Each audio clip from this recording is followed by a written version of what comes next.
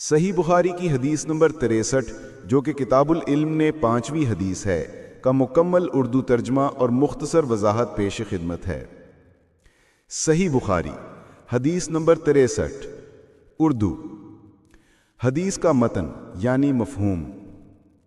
حضرت انس بن مالک رضی اللہ عنہ سے روایت ہے، وہ فرماتے ہیں، ایک مرتبہ ہم مسجد میں نبی اکرم صلی اللہ علیہ وسلم کے ساتھ بیٹھے ہوئے تھے کہ اتنے میں ایک شخص اونٹ پر سوار ہو کر آیا اور اس نے اونٹ کو مسجد میں بٹھا کر باندھ دیا۔ پھر لوگوں سے پوچھا، تم میں محمد کون ہے؟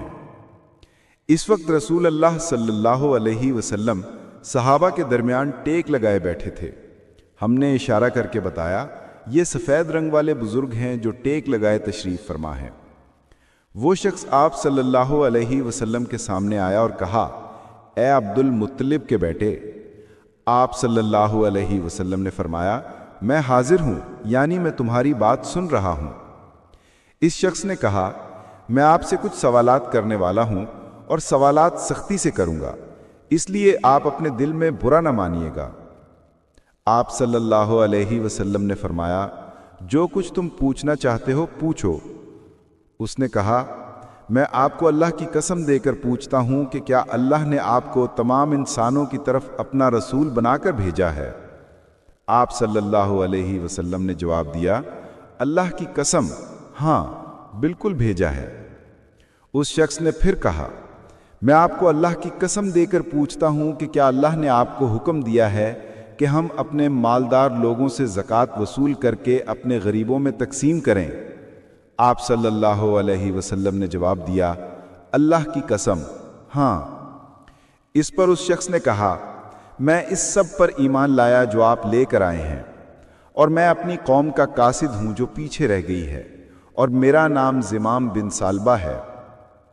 مختصر وضاحت۔ یہ حدیث اس بات کو بیان کرتی ہے کہ نبی اکرم صلی اللہ علیہ وسلم علم سکھانے میں کس قدر نرم مزاج تھے۔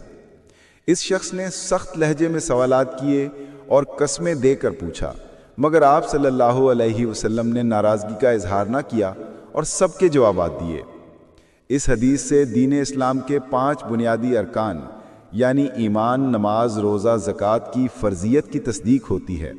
حالانکہ اس روایت میں روزے کا ذکر نہیں ہے، لیکن دیگر روایات میں اس کے تمام ارکان کا ذکر ہے۔